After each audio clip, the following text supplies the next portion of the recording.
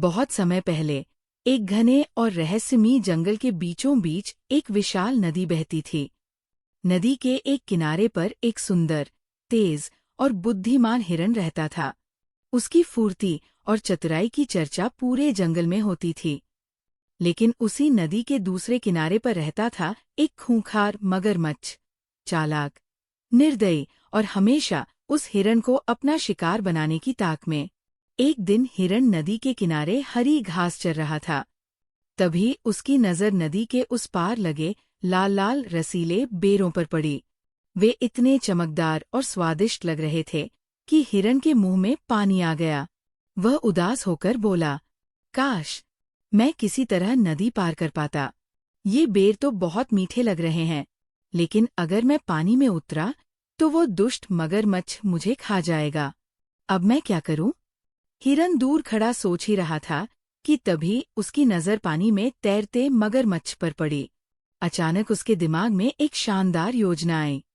वह मुस्कुराते हुए मगरमच्छ के पास गया और बोला, अरे मगरमच्छ भाई, क्या तुम्हें खबर नहीं मिली? आज रात जंगल के राजा ने सभी मगरमच्छों के लिए एक भव्य दावत रखी है। मगरमच्छ की आंखें चमक उठीं। क्या सच में? राजा ने हमें दावत पर बुलाया है? उसने उत्साहित होकर पूछा। हिरन ने गंभीर आवाज में कहा, हाँ, लेकिन राजा ने मुझे एक जरूरी काम भी सौंपा है। उन्होंने कहा है कि पहले नदी में रहने वाले सभी मगरमच्छों की गिनती करनी होगी। मगरमच्छ गर्व से फूला नहीं समाया। उसने तुरंत जोर से आवाज लगाई, सभी मगरमच्छ यहाँ आओ, हमें राजा की दावत में जाना है। कुछ ही देर में नदी मगरमच्छों से भर गई। हिरन बोला, अब तुम सब छोटे से बड़े क्रम में नदी में लाइन बनाकर खड़े हो जाओ, ताकि मैं तुम सबकी गिनती कर सकूं। सभी मगरमच्छ खुशी खुशी कतार में खड़े हो गए। हिरन ने कहा, मैं एक एक की पीठ पर कूदते हुए गिनती करूंगा। मगरमच्छ बोले, डरो मत हिरन भाई, हम तुम्हें कोई नुकसान नहीं पहुंचाएंगे। हिरन मुस्कुराया और एक मगरमच्छ की पीठ पर कूद गया। 1, 2, 3, 4। वो गिनती करता हुआ एक मगरमच्छ से दूसरे मगरमच्छ पर छलांग लगाता गया। आखिरकार वो सुरक्षित नदी के दूसरे किनारे पहुंच गया।